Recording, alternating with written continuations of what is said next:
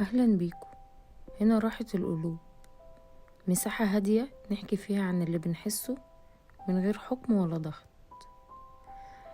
النهاردة هنتكلم عن موضوع مهم جدا، وهو حق الست في الاحترام، حقها في التقدير في كل حاجة بتقدمها في حياتها لبيتها وجوزها وعيالها.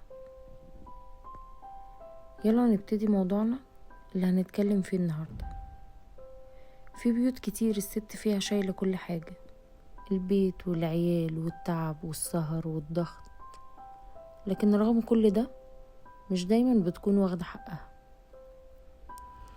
مش كل ست شايلة البيت بتبقى متقدرة، ومش كل تعب بتقدمه بيتقابل بتقدير. وفي فرق كبير جدا بين ست بتقوم بدورها وست مجبورة تشيل فوق طاقتها علشان بس تحافظ على البيت. الاحترام مش انك تقولها ربنا يخليكي وتتجاهل مشاعرها. الاحترام انك تسمعها قبل ما تحكم عليها، وتقدر قبل ما تطلب، وتحس بتعبها قبل ما تعتبره ان هو واجب وفرض عليها. في ستات كتير افتكرت ان الشيل الكتير هيخليها مهمة، لكن الحقيقة الاحترام ما بيجيش من المجهود، بيجي من القيمة، من ان صوتها يبقى مسموع ورأيها ليه وزن، وتعبها معترف بيه مش متاخد كأمر مسلم بيه اللي هو ده واجب وفرض عليك، يعني انت ما بتعمليش حاجة جديدة.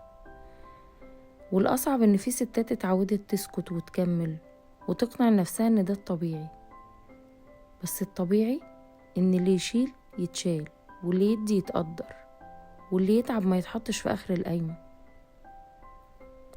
الست مش أنانية لما تطلب احترام، ولا قوية لما تستحمل إهانة. البيوت ما بتقومش على ست مكسورة حتى لو كانت شايلة كل حاجة. لو الكلام ده لمس قلبك فده معناه انك محتاجة تسمعي نفسك زي ما دايما بتسمعي الكل. الخلاصة، الاحترام مش رفاهية ولا زيادة، ده أساس من غيره أي مجهود ملوش معنى.